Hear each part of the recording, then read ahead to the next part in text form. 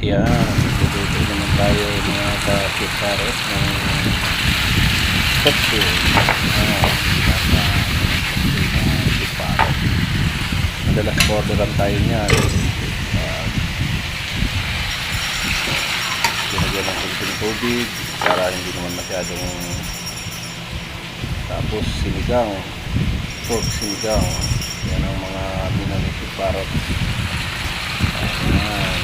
Ulit naman tayo chapsoy. Ilagay na ang chapsoy sa kanyang lalagyan.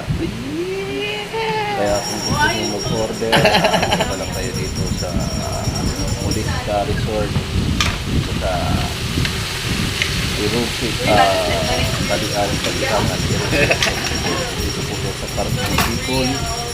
Yan, niluluto ni siparot yung fried chicken na